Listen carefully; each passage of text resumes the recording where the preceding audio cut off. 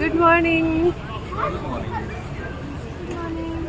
അപ്പോൾ ഞങ്ങൾ day 2 explore ചെയ്യാനായിട്ട് ഇറങ്ങിയിരിക്കുകയാണ്. ഞങ്ങളെ കണ്ടാൽ അറിയാം ഇന്നത്തെ വെതർ അത്യാവശ്യം നല്ല മഴയും ചാറും. അതെ, തണുപ്പും മഴച്ചാറിലും ഒക്കെ ഉണ്ട്. ഞങ്ങളിപ്പോൾ ആക്ച്വലി ഒരു ഫസ്റ്റ് ലൊക്കേഷനായ ഒരു ഗലാട്ട ടവർ എന്ന് പറഞ്ഞ ഒരു എന്താ പറയുക ഒരു ടവർ കാണാൻ വേണ്ടിയിട്ടാണ് വന്നത്. ഞങ്ങളുടെ ഹോട്ടലിൽ ഒരു 5-10 മിനിറ്റ്സ് വാക്കബിളേ ഉള്ളൂ. നിങ്ങൾക്ക് ബാക്ക്ഗ്രൗണ്ടിൽ കാണിച്ചു തരാം. ആ കണ്ണാണ് ദ ഫേമസ് ഗലാട്ട ടവർ. അതായത് അതിൻ്റെ മുകളിൽ കയറി കഴിഞ്ഞാൽ നമുക്ക് ഒരു 360 degree view of the city കിട്ടും എന്നാണ് പറഞ്ഞത്. കയറണം എന്ന് വിചാരിച്ചിട്ട് തന്നെയാണ് വന്നത്.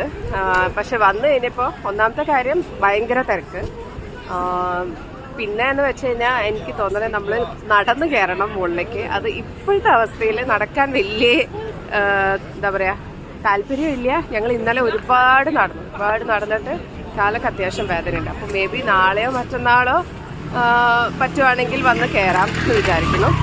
ഞങ്ങൾ ഇന്നലെ രാത്രി കറക്കൊക്കെ കഴിഞ്ഞ് വന്നിട്ട് ഹോട്ടലിൽ നിന്ന് ജസ്റ്റ് ഒരു നൈറ്റ് വാക്കിന് വേണ്ടിയിട്ട് വന്നിട്ടുണ്ടായിരുന്നു. അപ്പോൾ നല്ല രസമായിരുന്നു. ഈ ടവറിൻ്റെ മുകളിൽ ലൈറ്റിങ്സും അങ്ങനത്തെ കാര്യങ്ങളൊക്കെ ഉണ്ടായിരുന്നു. ഞാൻ അതിൻ്റെ ഷോർട്സ് ഇട്ടിട്ടുണ്ട്, പോയി നോക്കണം കേട്ടോ. അപ്പോൾ അങ്ങനത്തെ സംഭവങ്ങളും രാത്രി ഭയങ്കര ലൈവ്ലി ആയിരുന്നു. ഐ തിങ്ക് 1 മണി 2 മണി വരെയൊക്കെ ഇവിടെ ഷോപ്സ് ഓപ്പൺ ആണെന്നാണ് ഇവിടെ അറിയാൻ സാധിച്ചത്. അപ്പോൾ നൈറ്റ് വ്യൂ ഒക്കെ ഞങ്ങൾ ഇന്നലെ കണ്ടു. അപ്പം ഞങ്ങൾ ഇവിടുന്ന് ടവർ കയറുന്നില്ല. നെക്സ്റ്റ് ഇതിൻ്റെ അടുത്തൊരു പോർട്ടുണ്ട്, ഗലാട്ട പോർട്ട് എന്ന് പറഞ്ഞൊരു സ്ഥലമുണ്ട്. അവിടേക്ക് പോകാമെന്ന് വിചാരിക്കുന്നു. അപ്പോൾ നിങ്ങൾ വരും ഞങ്ങളുടെ കൂടെ.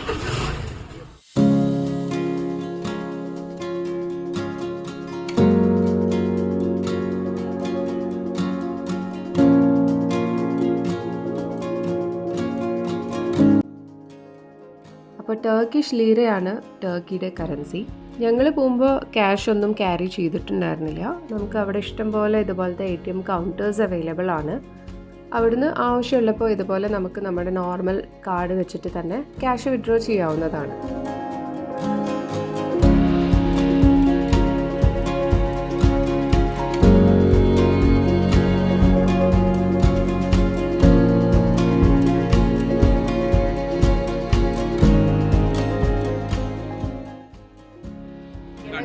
ഗലാട്ട സ്ട്രീറ്റിലൂടെ നടന്നു വരുമ്പോൾ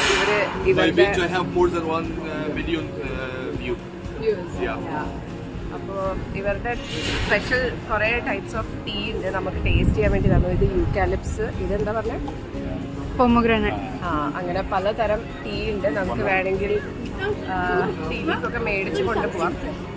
നല്ല സ്ട്രോങ് ആണ്. പക്ഷെ എനിക്കിപ്പോൾ തൊണ്ടയ്ക്ക് പ്രശ്നമുള്ള കാരണം എനിക്ക് നല്ല രസമായിട്ട് തോന്നുന്നുണ്ട് ഇത് കഴിക്കുമ്പോൾ. അപ്പോൾ അവരവരുടെ കുറച്ച് സ്വീറ്റ്സ് ഒക്കെ ഇൻട്രൊഡ്യൂസ് ചെയ്യാന്ന് പറഞ്ഞിട്ട് നമ്മൾ വിളിച്ചതാണ്. അത് വെറുതെ നടന്നു പോവായിരുന്നു. പിന്നെ പുള്ളിക്ക് ചാനലുണ്ട്. അപ്പോൾ ഞങ്ങളോട് പറഞ്ഞു ഷോപ്പിൻ്റെ പേരൊക്കെ നോട്ട് ചെയ്തിട്ട് പുള്ളിയുടെ ചാനലൊക്കെ കാണണം എന്ന് പറഞ്ഞു. ഇസ്താൻബുൾ 34. ഒരുപാട് വ്യൂസ് ഒക്കെ ഉണ്ട് ഇത്ര, ഭയങ്കര സബ്സ്ക്രൈബേഴ്സ് ഒക്കെ ഉണ്ട് ഇത്ര.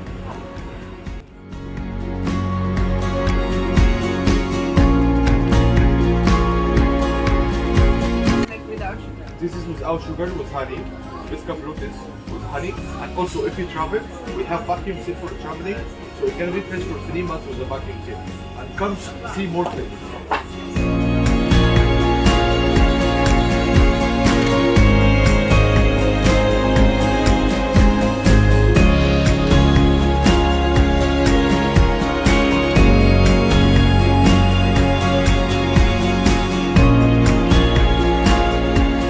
അങ്ങനെ ഇപ്പോൾ കണ്ട കടയിൽ നിന്ന് ഞങ്ങൾ അത്യാവശ്യം കുറച്ച് സ്വീറ്റ്സ് ഒക്കെ മേടിച്ചു കൊണ്ടുപോകാൻ. പുള്ളിക്കാരൻ വെറുതെ ഒരു ചായ നമുക്ക് ട്രയൽ ചെയ്യാൻ വേണ്ടി തന്നതാണ്. എന്തായാലും നന്നായിട്ട് ബിസിനസ് ചെയ്യാനും അറിയാം. പക്ഷെ ടേസ്റ്റ് ചെയ്തതൊക്കെ അല്ലേ വേർത്ത് തോന്നുന്നു. നല്ല ടേസ്റ്റ് ഉണ്ടായിരുന്നു. അങ്ങനെ സ്വീറ്റ്സ് ഒക്കെ വാങ്ങി ഞങ്ങൾ ടുവേർഡ്സ് ഗലാട്ട പോർട്ട് നടക്കാൻ തുടങ്ങി.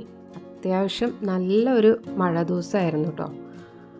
പിന്നെന്താന്ന് വെച്ച് കഴിഞ്ഞാൽ പോവാതിരിക്കാനും പറ്റില്ലല്ലോ. നമ്മൾ ഇത്രയും ദൂരം ട്രാവൽ ചെയ്ത് വന്നതല്ലേ. അതുകൊണ്ട് മനസ്സില്ലാ മനസ്സോടെ ആണെങ്കിലും മഴയത്ത് കുടയൊക്കെ പിടിച്ച് ഞങ്ങൾ പോർട്ടിൻ്റെ സൈഡിലേക്ക് നടക്കാൻ തുടങ്ങി. ഇതാ ഇവിടെ ഐ ലവ് ഇസ്താൻബുൾ എന്നുള്ള ബോർഡൊക്കെ വെച്ചിട്ടുണ്ടായിരുന്നു. അപ്പോൾ എല്ലായിടത്തും നമുക്കിങ്ങനെ കാണാമല്ലോ. ഈ ഒരു പരിസരം എനിക്ക് തോന്നുന്നത് അത്യാവശ്യം ചെറിയ ചെറിയ ഷോപ്പിംഗ് മോള് പോലത്തെ ബിൽഡിങ്സൊക്കെ ആയിരുന്നു. പിന്നെ ഒരുപാട് ഈറ്ററീസൊക്കെ ഉണ്ടായിരുന്നു. നല്ല ഒരു കടൽ തീരമായിരുന്നു. അവിടുന്ന് നമുക്ക് ഓപ്പോസിറ്റ് സൈഡിൽ നമ്മൾ വന്ന ഗലാട്ട ടവറൊക്കെ കാണാൻ പറ്റുന്നുണ്ടായിരുന്നു. ക്ലൗഡി ആയതുകൊണ്ട് കുറച്ച് ഒരു മങ്ങിയ വിഷനായിരുന്നു. ശരിക്കും പറഞ്ഞാൽ മഴയൊന്നും ഇല്ലായിരുന്നു, നല്ല വെതറായിരുന്നു എന്നുണ്ടെങ്കിൽ ഇതിലൂടെ ഇങ്ങനെ നടക്കാനൊക്കെ നല്ല രസമായിരുന്നു. പിന്നെന്താ, ആസ് യൂഷ്വൽ ഉച്ച നേരമായതുകൊണ്ടും അത്യാവശ്യം നല്ല വിശപ്പുള്ളതുകൊണ്ടും ഞങ്ങൾ ഒരു റെസ്റ്റോറൻറ്റിൻ്റെ അകത്ത് കയറി ലഞ്ച് കഴിക്കാൻ തീരുമാനിച്ചു.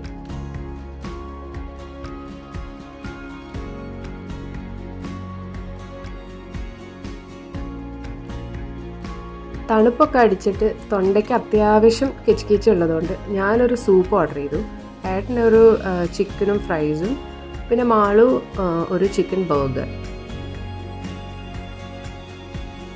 നല്ല ആംബിയൻസ് ഉള്ള റെസ്റ്റോറൻ്റ് ആയിരുന്നു കേട്ടോ. ഞങ്ങൾ മുകളിലത്തെ ഫ്ലോറിലാണ് ഭക്ഷണം കഴിക്കാനായിട്ട് ഇരുന്നത്. ഔട്ട്ഡോർ ഇരിക്കാനുള്ള ഓപ്ഷനും ഉണ്ടായിരുന്നു, പക്ഷേ കടൽ തീരമായതുകൊണ്ടും നല്ല കാറ്റടിക്കുന്നതുകൊണ്ടും എന്തായാലും ഇനിയും തണുപ്പടിച്ചിട്ട് പ്രശ്നമൊന്നും ആവണ്ട എന്ന് വിചാരിച്ചിട്ട് ഞങ്ങൾ അകത്താണ് ഇരുന്നത്.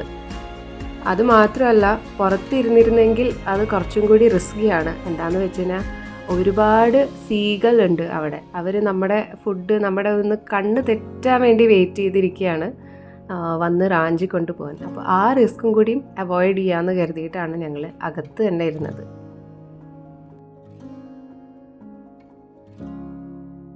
അങ്ങനെ ലഞ്ചൊക്കെ കഴിഞ്ഞ് തിരിച്ച് റൂമിലെത്തി കുറച്ച് നേരം റെസ്റ്റൊക്കെ എടുത്തതിന് ശേഷം ഞങ്ങൾ ഈവനിങ് ഒരു ഡിന്നർ ക്രൂസ് ബുക്ക് ചെയ്തിട്ടുണ്ടായിരുന്നു. ബോസ്ഫറസ് ഡിന്നർ ക്രൂസ് എന്ന് പറഞ്ഞ് ഗൂഗിൾ സെർച്ച് ചെയ്ത് കഴിഞ്ഞാൽ നമുക്ക് ഇതിൻ്റെ ടിക്കറ്റും കാര്യങ്ങളൊക്കെ കാണാൻ സാധിക്കും. ഈ ഒരു ഡിന്നർ ഞങ്ങൾ അവിടുന്ന് വരുന്നതിന് മുന്നേ തന്നെ പ്രീ ബുക്ക് ചെയ്തിട്ടുണ്ടായിരുന്നു. അതിനോടൊപ്പം തന്നെ അവരുടെ പിക്കപ്പ് ഡ്രോപ്പ് ഫെസിലിറ്റിയും കൂടി ഞങ്ങൾ ഓപ്റ്റ് ചെയ്തിട്ടുണ്ടായിരുന്നു. അപ്പോൾ അവരുടെ വണ്ടി നമ്മളെ ഹോട്ടലിൽ വന്ന് ആ ക്രൂസിൻ്റെ സ്ഥലത്ത് വരെ ഡ്രോപ്പ് ചെയ്യും. അതുപോലെ ഡിന്നർ കഴിഞ്ഞിട്ട് തിരിച്ച് നമ്മളെ ഹോട്ടലിലേക്ക് കൊണ്ടാക്കുകയും ചെയ്യും.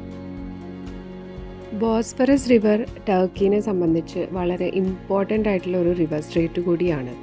ഇത് ബ്ലാക്ക് സീനെയും മർമര സീനെയും കൂടിയും കണക്ട് ചെയ്യുന്ന ഒരു റിവർ സ്ട്രേറ്റ് കൂടിയാണ്.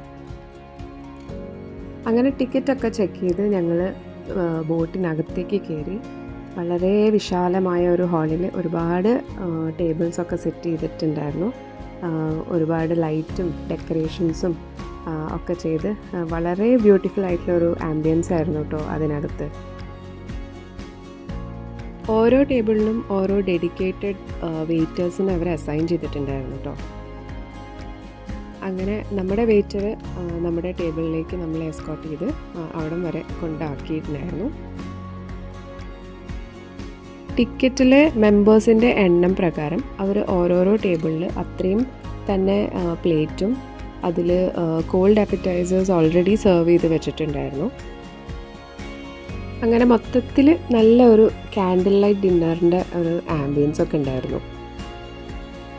കുറച്ച് കഴിഞ്ഞ് ഒരുവിധം എല്ലാ പാസഞ്ചേഴ്സും വന്നതിന് ശേഷം നമ്മുടെ ബോട്ട് പതുക്കെ മൂവ് ചെയ്യാൻ തുടങ്ങി. എന്നാൽ പിന്നെ പുറത്ത് ഡെക്കിൽ പോയിട്ടുള്ള ഒരു റിവറിൻ്റെ നൈറ്റ് വ്യൂ ഒക്കെ കാണാം എന്ന് വിചാരിച്ചിട്ട് വലിയ ആവേശത്തോട് കൂടിയിട്ട് പുറത്തേക്ക് ഇറങ്ങിയതായിരുന്നു കേട്ടോ. പക്ഷേ പുറത്ത് നല്ല കിടുക്കാച്ചി തണുപ്പായിരുന്നു. എന്നാലും ആ ഒരു ബ്യൂട്ടിഫുൾ ആയിട്ടുള്ള നൈറ്റ് വ്യൂ മിസ്സാക്കാനും തോന്നിയില്ല. അതുകൊണ്ട് ഒരു 5 മിനിറ്റൊക്കെ ഡെക്കിൽ നിന്ന് ആ റിവറിൻ്റെയും അതിൻ്റെ പരിസരത്തുള്ള ഒരു വ്യൂവിൻ്റെ ഒരു ഭംഗിയൊക്കെ ആസ്വദിച്ച് കുറച്ച് നേരമൊക്കെ അവിടെ പിടിച്ച് നിന്നു കേട്ടോ. ഈ കാണുന്നത് ഡോൾമാബാച്ചി പാലസ് ആയിരുന്നു കേട്ടോ. One of the luxurious palace in Turkey എന്ന് വേണമെങ്കിൽ വിശേഷിപ്പിക്കാം.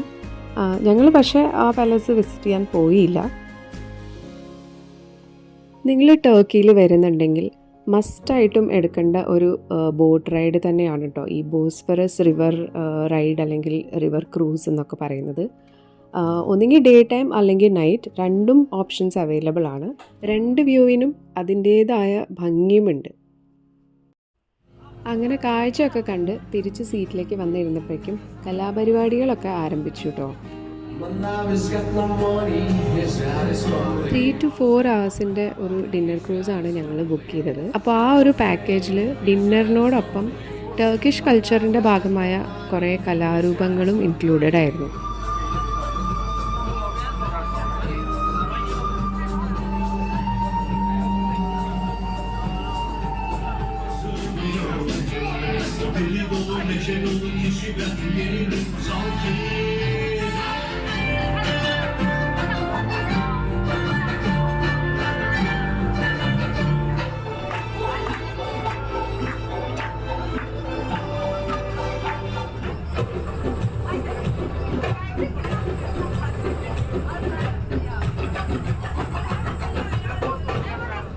അങ്ങനെ ഡാൻസൊക്കെ കണ്ട് ആസ്വദിച്ചിരിക്കുന്നതിൻ്റെ ഇടയ്ക്ക് അവർ നമുക്ക് മെയിൻ കോഴ്സ് സെർവ് ചെയ്തു.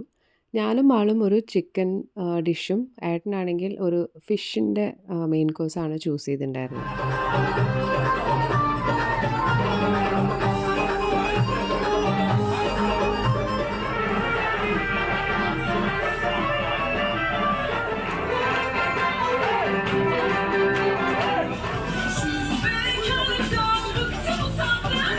അങ്ങനെ ലാസ്റ്റത്തെ സോങ്ങൊക്കെ ആയപ്പോഴേക്കും അവർ ഓഡിയൻസിൽ നിന്ന് തന്നെ ഡാൻസ് ചെയ്യാനൊക്കെ ഇൻട്രസ്റ്റ് ഉള്ളവരെ പിടിച്ച് സ്റ്റേജിൽ കൊണ്ട് കയറ്റി. അപ്പോൾ എന്താ, നമ്മുടെ മാളുക്കുട്ടിയും പോയി 2 സ്റ്റെപ്പ് ഇടാൻ വേണ്ടിയിട്ട്.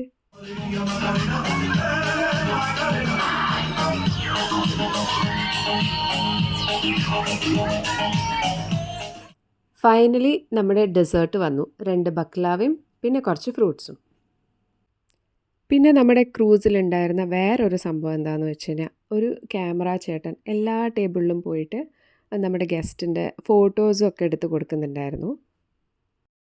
പുള്ളി തന്നെ പല ആംഗിളും പല പോസൊക്കെ സജസ്റ്റ് ചെയ്തിട്ട് നമ്മളെ കൊണ്ട് ഫോട്ടോസൊക്കെ എടുപ്പിക്കും. അങ്ങനെ ഞങ്ങൾക്കും ആൽബം കൊണ്ട് തന്നപ്പോൾ നല്ല അടിപൊളി പിക്സായിട്ട് തോന്നിയപ്പോൾ ഞങ്ങളും ഞങ്ങളുടെ കുറച്ച് പിക്സൊക്കെ മേടിച്ചിട്ടുണ്ടായിരുന്നു. ഇങ്ങനെ നിങ്ങളും പോയിട്ട് പിക്സൊക്കെ മേടിക്കുകയാണെന്നുണ്ടെങ്കിൽ ഒരു ടിപ്പ് പറഞ്ഞുതരാം. അത്യാവശ്യം നന്നായിട്ട് നെഗോഷിയേറ്റ് ചെയ്ത് റേറ്റൊക്കെ നന്നായി കുറച്ച് മേടിക്കുക. അങ്ങനെ ഹോട്ടലിലേക്ക് ഡ്രോപ്പ് ചെയ്യാനുള്ള വാനിൽ കയറിയിരുന്ന് പുറത്ത് പെയ്യുന്ന മഴയും നോക്കി നല്ല ഒരു വൈകുന്നേരത്തിൻ്റെ ഓർമ്മകളും മനസ്സിൽ സൂക്ഷിച്ച് ഞങ്ങൾ ഹോട്ടലിലേക്ക് യാത്ര ചെയ്തു.